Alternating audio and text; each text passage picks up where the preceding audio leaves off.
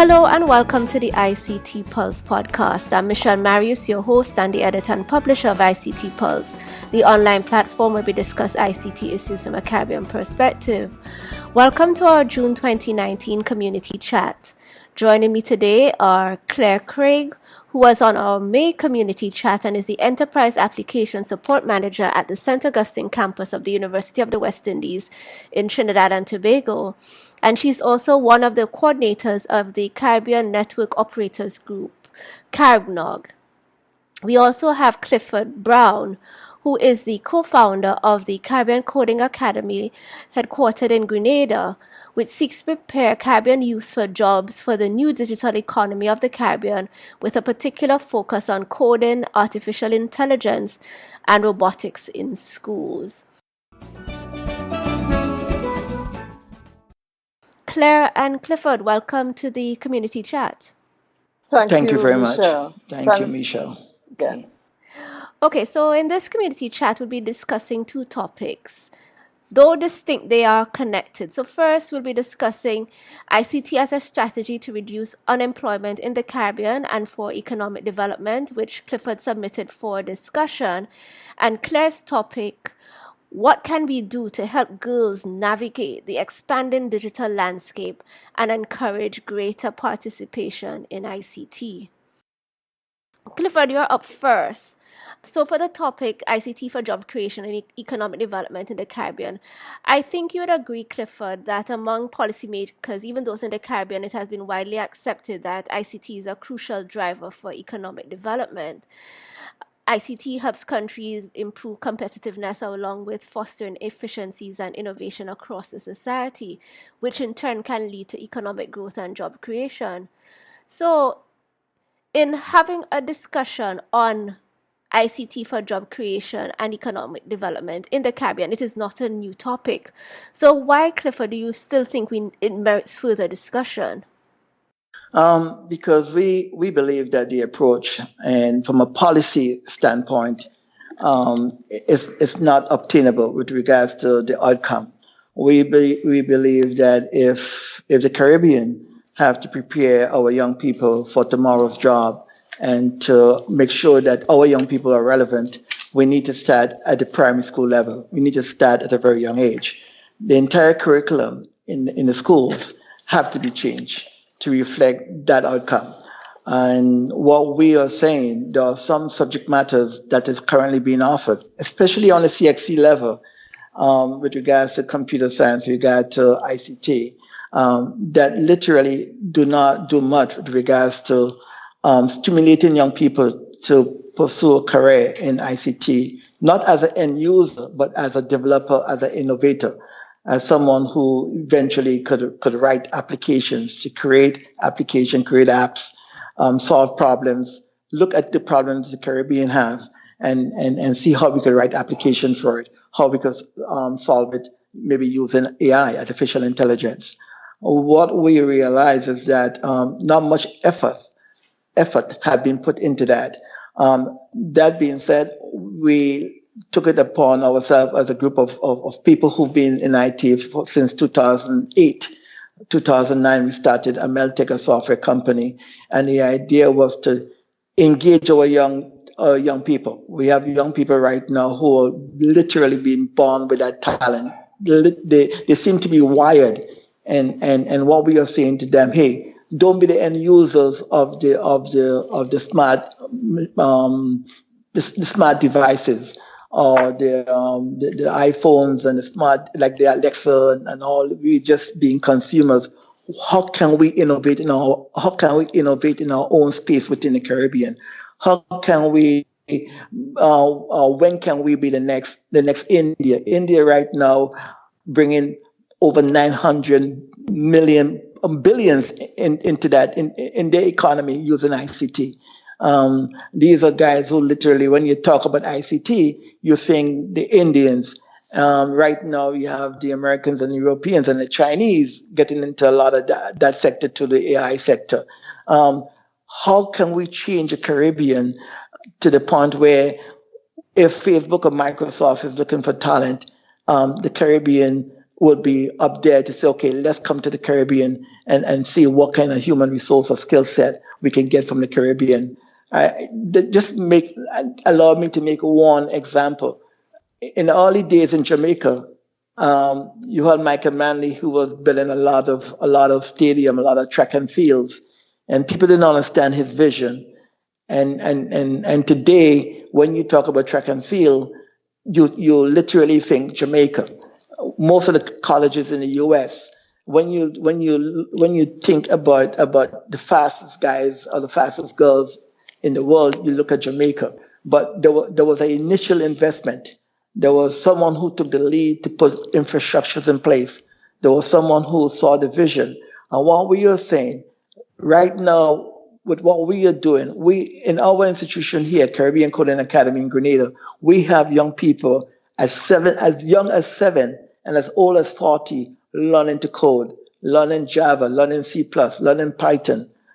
Just recently, we actually about to establish a committee that will do some research on blockchain technology. So we have to start at the school level, the primary school level. All right, Claire, you have anything to add or questions before at least I throw in my 2 cents? Yes, I definitely do. Clifford, I read a little bit about what you've done, and I'm really impressed about the work that you are doing in Grenada. And you said hopefully you should be doing something in St. Vincent pretty soon. By September, yeah. Right. The interesting thing, though, is that you keep talking about young people.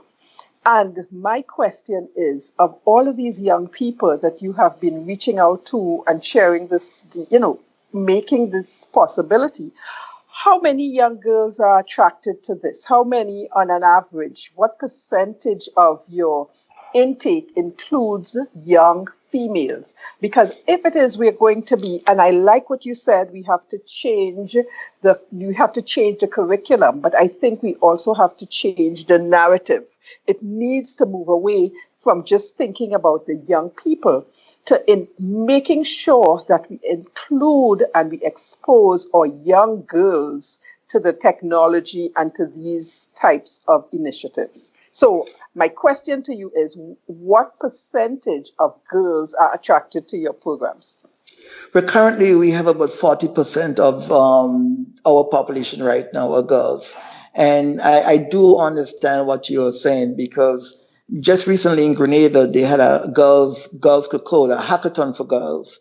And we actually were one of the people who literally went down there and act as mentors.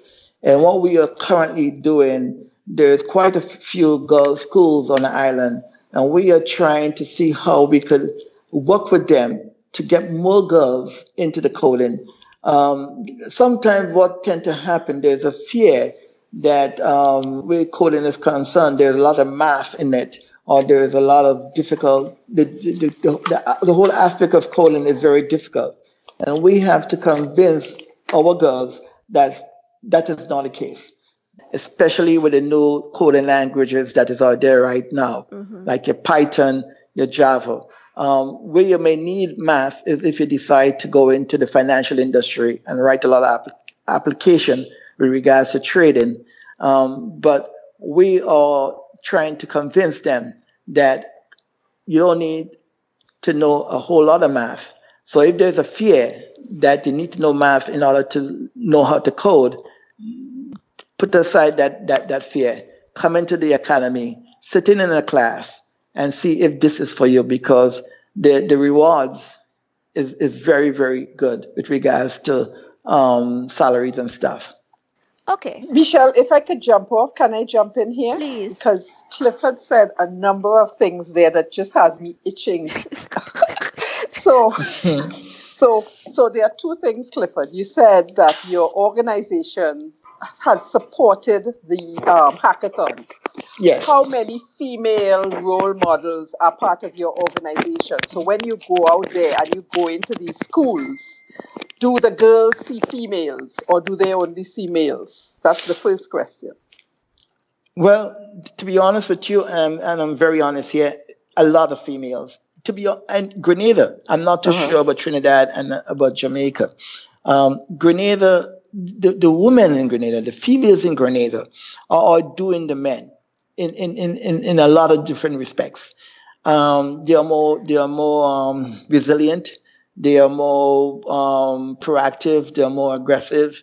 If you walk in a typical maybe a classroom where there is both male and female student, the majority of them will be females.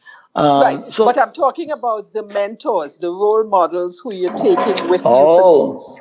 How well, many of those are females? well, we Yes, the have students.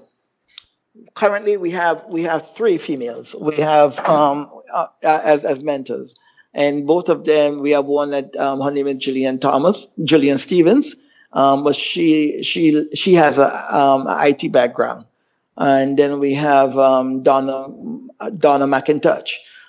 So we do have females here who are part of our team, and it was very important that we do, because when you approach any school or when you approach anyone for sponsorship, or if you go on the media, you need to show that this is not a male only program or initiative.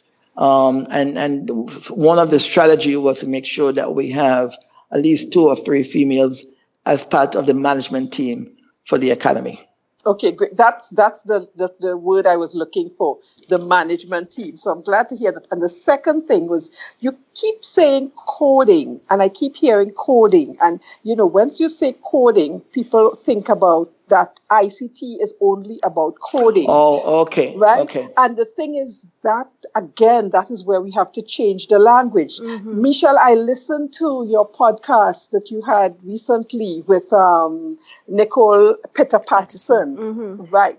And the thing about it is, you actually said that you have an engineering degree.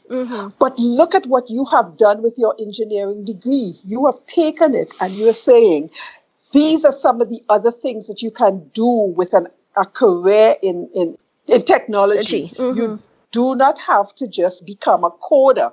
And so we need to expand our language in terms of the possibilities. So those are just a couple of the things I wanted to just throw out there. But Absolutely. Claire, let me just expand on something with regards to the question you asked on coding.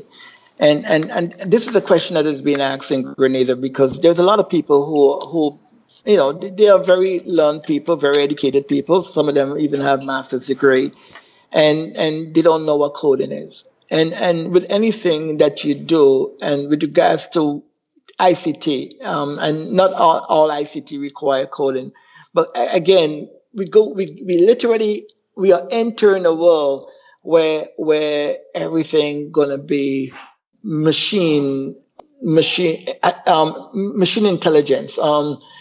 We hear the word AI, artificial intelligence, and we hear about vehicles that are driving themselves.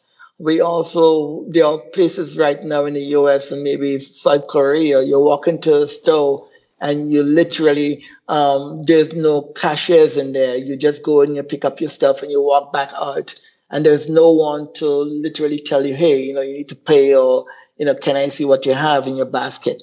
The foundation of that technology, what makes the little things behind the scene that making all of these things work is languages, coding languages. Okay, so all right, let me jump in, and then there are a couple of questions, and they're based on what Claire had said. There are two things. As much as we're going to have a discussion specifically on girls in ICT, which with Claire shortly, what are your thoughts, I guess Clifford and then Claire, with respect to the underperformance of boys, and therefore, looking at both, male and female as part of our society, and both genders helping to contribute to our economic development through ICT. So that's my first question. Let me let you all answer that, and then I'm going to throw out another one. Clifford, do you want to jump in first? Yes, with regards to the underperformance of boys, I think it have to do with the school. We've been The educational system in the Caribbean have to change. It's just we inherited a colonial system, and I'm not too sure the world is changing. Everything around us is changing, We have to engage our young people. We have to figure out those who, those who are picking up stuff very quickly, those who want to do different things. We have to have a school system that identify our young people, our boys, and as well as our girls. And we have to have a system in place, a policy in place that we should be able to identify them very early and put them on a path that they feel that they will do very well in. I think the current system that we have is no longer practical for the world we live in today. And that's why we have a lot of our young men underperforming. We have to change the entire curriculum. It's no longer about having 15 subjects or 20 subjects and everybody competing and who coming first, who coming second. It's one where we need to get the best out of our students. All our young people, they are gifted in certain ways. And we, as educators, or the educators out there, have to be able to see where that gift is and to literally try to manage that young person and get the best out of them in terms of performance. Claire? Yes, Michelle. So there is no doubt that our males are underperforming, but in specific areas. The thing is, though, what I am seeing is that the males are still gravitating to certain careers and career choices.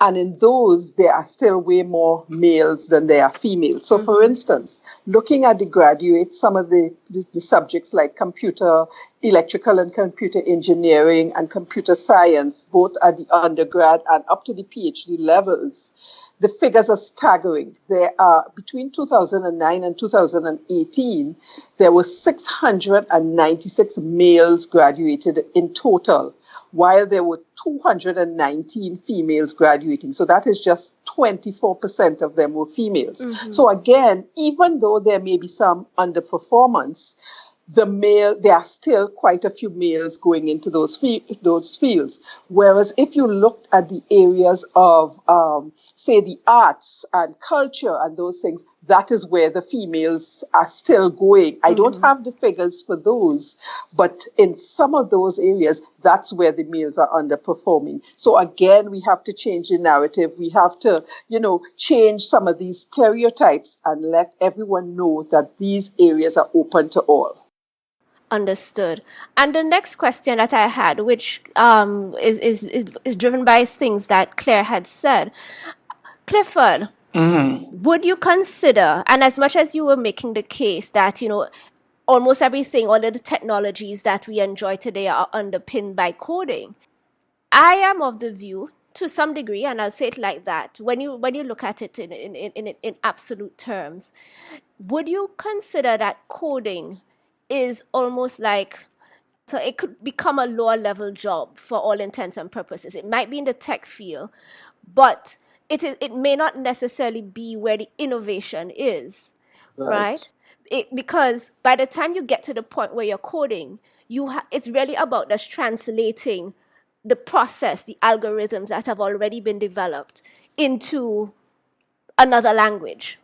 Java, Python, and so on. So just making even for others who might not necessarily appreciate it in a very technical way, there has been a big concern within the region with the focus on the outsourcing sector. And I'm just using that as an analogy, where we have been getting a lot of call centers, and there's been this concern that call centers are low-level jobs. You don't need a lot of skill for that, and we need to be moving up the value chain. So the question, therefore, is: could this also be happening with coding, where coding can be considered almost like the low level, and we also need to be looking more at what would be the higher value, the more innovative elements? Well, okay, let me make some correction here. Recently, New York Times made an announcement. The number one job in the U.S. right now for graduates with bachelor degree. And I'm not too sure if there is a confusion between coding and a software developer, because a software developer is a coder. A coder, when you use the word coding, it takes into consideration all the different languages. We use coding here because it's the rawness of the word. What you're literally doing is coding. If you want to say software developer, that person is a coder in Understood. all sense of it.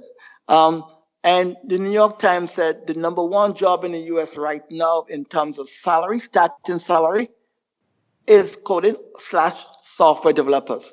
You pay 54,000 US dollars annually to start off with. We are getting offers right now for paying 60,000 Canadian dollars annually for people who understand Java, which is a coding language, Ruby, which is a coding language, and Python, which is a coding language. Right. There are offers right now on the table for our graduates. That will be their salary. That being said, though, if you convert that into my money in Grenada here, 60,000 Canadian dollars, you're looking at maybe 130,000 EC dollars. Mm-hmm. So the point I'm making, though, I don't know how this could be considered a low-paying job. Even Tim Cook, who is the CEO of Apple, said recently, you have to learn to code. It will be one of the jobs that is going to be a highly demand job. Mark Cuban, who is a billionaire, is also saying, hey, because I invest in all kind of different technology, I have to understand Python. I have Okay. to understand Java. So it's not a low-paying job. I can rebut, but Claire, let me let you jump in first. And Right. Right. I agree 100%. It is not a low paying job. What I'm saying though is that it is just one of the jobs that is available for technology workers or technology career. And the thing is, there are things like product design, there's graphic design, there are web app development, there's computer games, there's animation, there's film. This whole technology arena has grown and expanded. And while you coders, I think you also need some of the softer skills. You need the skills to be able to understand what those requirements are, to be able to translate those requirements into into something that is usable.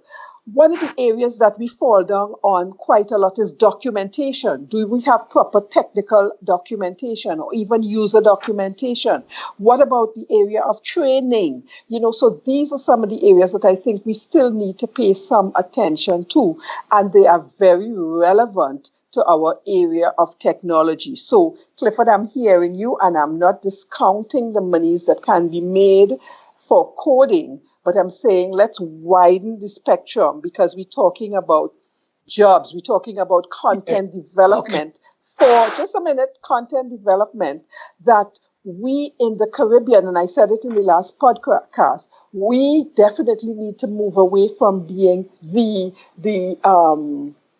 consumers of content to be the producers of this kind of content. And so there are a number of different skill sets that we need to explore and develop. Okay, well, Claire, let me just answer a couple of the things based on what you just mentioned here. With regards to game programming, and we have a few guys in here who is also doing game programming. That requires Java. Java as a coding language. In order to be a game programmer, you need to know Java.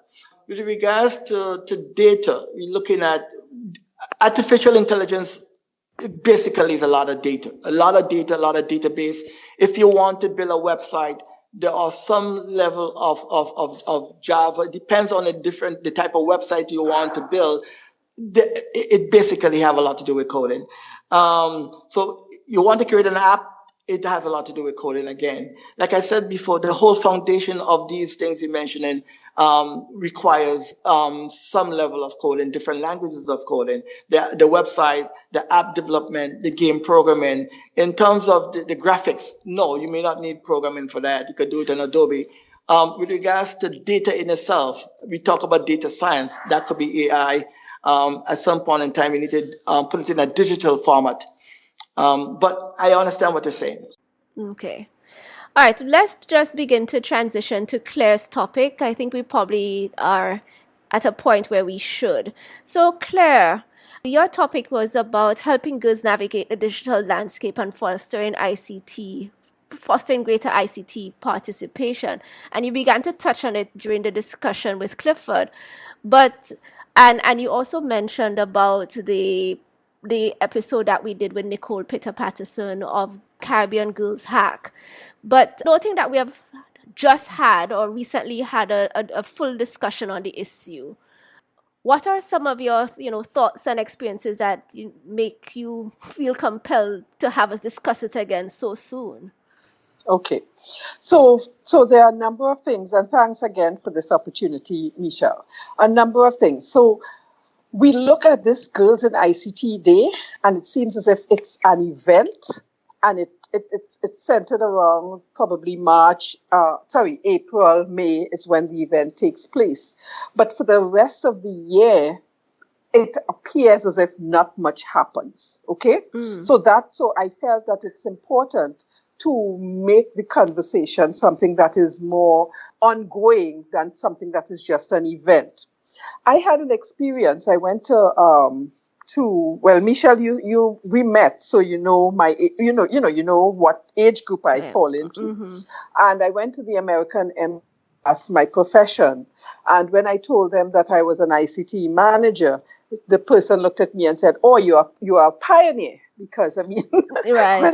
when I started in this, ICT was not something that women got involved in. But again, my education was in Canada, and there were no barriers. Right? There was nothing that said to me that I could not do this. And in my current work environment, I am finding that I am the only female in my department. In all our engineers, they are only male. All my colleagues are male. And the women who are in my area are in the low-paying jobs. Yes, our university CIO, she is female. But again, as you look across the spectrum of jobs, there are few female in the higher end jobs. And so the discourse that I would really like to encourage is that we show females that there are other kinds of jobs that they can get into besides these low paying jobs. And it needs to start from very early. Clifford? I could follow up on what Claire mentioned a minute ago. Yes. And I agree with her, 100%. One of the things we did, and we're going to continue to do, in order to get the outcome Claire's looking for, we've been visiting all the schools, both the secondary schools, primary, as well as the 2-year college we have here. We're also doing some work with St. George's University. And the idea is to educate people about the ICT as a career choice. ICT as one literally that will be very relevant in the future. I think it starts from there. I think if we go into the school and talk to our young ladies or young girls, I think we can make a huge difference. And I think what they need a sense of guidance. At my time in my schooling, I didn't have that guidance. And I think it starts from there. Someone like Claire, someone like myself, and someone like you, Michelle, going into the schools, the girls' schools, the boy and girls' schools, and letting them know that there is a very, very, very decent living if you go into the field of ICT. While I agree with that, and I guess I probably may identify with what I'm going to say, is that I'm concerned that at this point, with the number of women who are in the field, you may have too few women to really hold up as models. Yes. And the fact of the matter is that let me not say it's a fact. And I think the observation is, or what has been advocated, is that girls need to see other women in the field so that they can identify with them and say, oh, well, because this woman is doing this, I can see myself through her pursuing this as well. But I mean, for Claire, let me ask the question. When you got in, it started in university and decided to pursue the path that now has led you to where you are, there would not have been very many women in the field, at least perhaps that you would have had any sort of direct relationship with or could identify with. So what made you decide to do that? Because I'm wondering whether or not somehow we need to understand that, because it's not going to be in every situation that a girl may have access to somebody who could mentor her. Right, to these role models. Exactly. There were no role models when I started.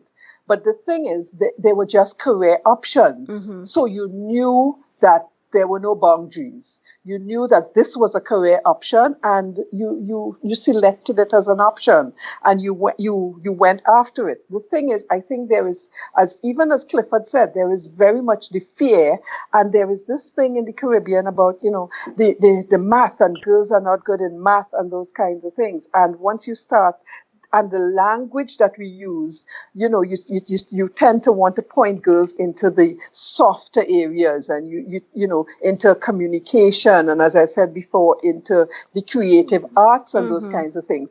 But I recently read an article, something coming out of the UK, and they were saying maybe we need to change STEM to STEAM, where we put the arts into the thing, because there are so many females who go along the lines of being creative. And if we're talking about creativity and innovation, how do we marry the two things? So Michelle, how do we let young people know that there is a career in blogging about ICT, where it is not just about coding? There are other careers that are available, and those are the things that I think, not just in the schools, but as part of extracurricular activities, as part of when Caribna goes out, these fora that identify different things that are available for all young people to do, but especially young girls. I feel we need to reach out to young girls and let them know there is a whole world out there that is open to them. Clifford, you want to jump in before I ask another question? Well, the only thing I could say to that, again, I agree with everything that is being said. I know and I strongly believe that it has to be a policy statement. We need leaders to make sure that this change could happen. We need to put things in place. I know Guyana just recently decided to change the curriculum. So ICT will be a big aspect of the curriculum. But Ghana was always known for its lead in terms of education. That's my personal opinion. So that being said, though, if we are looking for the kind of outcome that Claire mentioned, getting more of our young ladies in ICT, it have to start from somewhere, and you have to start introducing them to the subject matters and to the opportunities at a very young age. It's very hard to do it at a stage when they would have literally finished up school, maybe pursuing a degree. At that point in time, it might be difficult for them to switch or to look at that as a career change, as an area to get into. But if you expose them to all the different fields out there, all the different areas that they could pursue, at a very early age, I think you will see the outcome that will literally get more of our young girls into technology. Okay, but I also have a question, and I'll direct it to you first, Clifford, and then Claire can jump in. What is the impact of society on shaping how girls see themselves? Because I think that is an unspoken force that we have not addressed. And we talk about policy, and you can write policies till the cows come home. But if within your family, within your school, within your church, within your those kinds of groupings, there is a sense that a woman's place is within the home, and she needs to, her priority needs to be family and kids, which is not to say that those would be disregarded, but they also can help to narrow a girl's horizons. And I'm just wondering, what are your thoughts about that? Clifford? Okay. I think that the question that you're asking, a lot of it have to do with what goes on in your home, your immediate home. The Caribbean have a lot of single parent, and there's a lot of, you know, the question you asked is a very difficult one. And it take into consideration what is going on in the homes of our young ladies and our young women.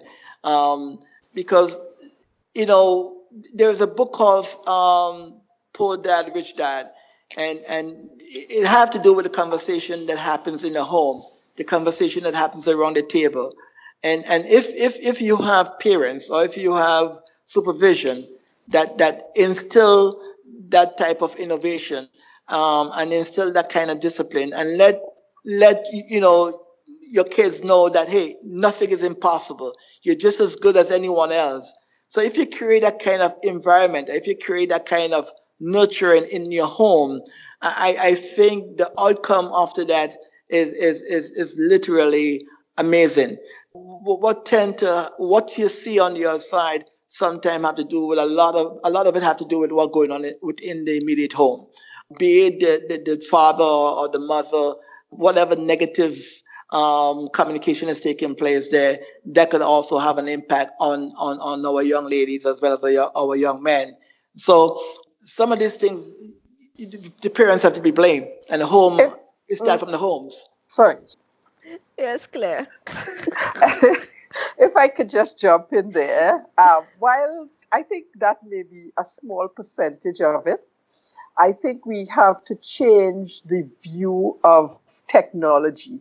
And it has to be portrayed as not just something that is for men, and highlight that there are a lot of successful women who are into technology. I mean, my parents didn't know anything about technology, so it wasn't anything where they pointed you in that direction, but you understood that this was a career. And I think our young ladies need to know that this is an option for them as well.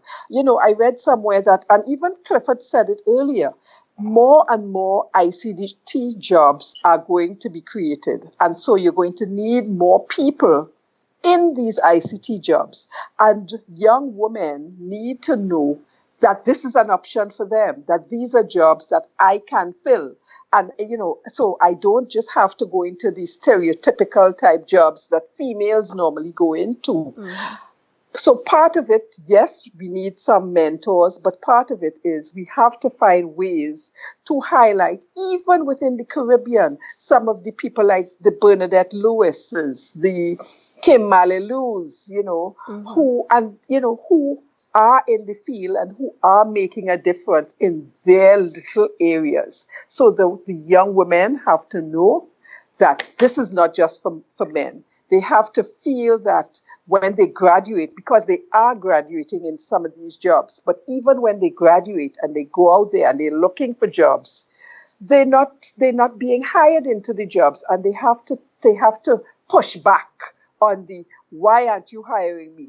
I have the same degree as my colleague who came out of the same program, and they have to start questioning these things. They have to go after those jobs when they finished as well, because sometimes it's a whole area of confidence, and they start measuring themselves and asking themselves, am I good enough? Would I be able would they keep me if I decide, as you were mentioning, Michelle, if I decide that I want to have a family and I need maternity leave, what are the provisions for me if I am a senior engineer in an organization? These are some of the questions that need to be considered, and some of the policies down the road that need to take place. But first, the girls have to go after the jobs and not limit themselves. Definitely. Well, just quickly, Michelle, where Claire is concerned, I there was one thing that was mentioned here, and for the people who are engaging us, or we are engaging, people in Sweden, people in the US as well as in Canada, they're now asking you, what can you do? Most of them don't really care about how many degrees you have. The first thing they ask me, hey, do you know these languages? Okay, if you know these languages, I will send you a project. Look at it. Tell me how quickly you can deliver it. Tell me if you can meet all the requirements, and tell me your rates. Let me know what you need, and that's it. And most of the time, especially job in ICT and the jobs I'm referring to, you don't know if you're talking to a blue person, a black person, a red person, or a yellow person. You literally, actually, they only care about can you deliver that job and can you deliver quality. Understood. Okay, I guess what we probably need to start to wrap up, but I have another question. And Claire, I'll ask you to answer first, and then Clifford can chime in afterwards. Now, I think that the state we're in, where technology is concerned and girls in ICT, is probably where law, medicine, and probably even, I'll say, banking up to a point were 20, 30 years ago, where, they were considered male dominated professions. Right. But now you have, quite a bit of even starting from the university level, quite a large proportion of the cohort are female in medicine, in law, and I guess, accounts as well, for example. So I don't know if you have any insight or thoughts that you might want to share as to how did we as women get to a point where it almost becomes taken for granted that if we want to go into those fields that we can do it, but somehow there still seems to be the barrier where ICT and technology is concerned. Okay, Michelle, that's a really very good question. Number one, remember ICT is a very new area, new in that it's only about 40 years old, right? Whereas most of these careers have been around, like law, medicine, for ages. So we still pretty new, we still pretty young in that sense. But the other thing is that ICT is also one of those fields that that has a lot of mystery, even for men.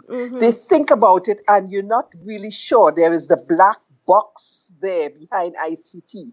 So you talk to some men and they think, okay, you see that? No. So, and men are and I'm being very stereotypical here when I say guys tend to be more curious. So they go after those things that fearless. And our girls tend to be not that way. And what we want to create are young ladies who will not be hindered by the thing that I don't know this, so I am not going after it. They have to start thinking, I don't know this, but I want to know more about it. And I am able to do so because there are opportunities for me to do this. So I really like the whole Girls in ICT that takes place all over the world. But I'm saying that we are not doing enough. And, and consistently, there isn't enough funding for these kinds of things. Are there grants and bursaries and scholarships that are available so that this thing can be year round? As I said to Clifford, I like what he's doing with his coding academy. But we need to target some of the young people, the females in particular, and say to them, this is what you can do. This opportunity is it's not a man's world, and it's open to young women who want to explore something new and exciting. Understood. Clifford? Again, I agree with everything that Claire said. One of the things I do know, 10 years from now, 15 years from now, there will be career choice for our young people that presently we are not aware of. There will be new stuff, new requirements because the world is changing and changing very, very quickly. And that is in regard to ICT. The jobs that we once know, be it the accountant, I could tell you, and based on my reading, AI, artificial intelligence, is going to take over that. Those that we once know with regards to call center, nowadays days you're talking to robots and you don't even know the difference between robots and human beings. You're talking about medicine. IBM have something called Watson, and there's also robotic surgery that is happening right now. We're living in a world that is constantly evolving, constantly changing. And there will be new career choice in ICT that will come on board, new things that we will need to do. So what we have to do in the meanwhile is to let our young people know, let our young ladies know throughout the Caribbean, hey, there's no I cannot, it's I can. And there's a lot of opportunities here. And there's a lot of innovation here, and if you decide to take a second look at it. You don't have to, my time, either you be an accountant, a lawyer, or I don't know. Grenada have so many young ladies into law right now, too much.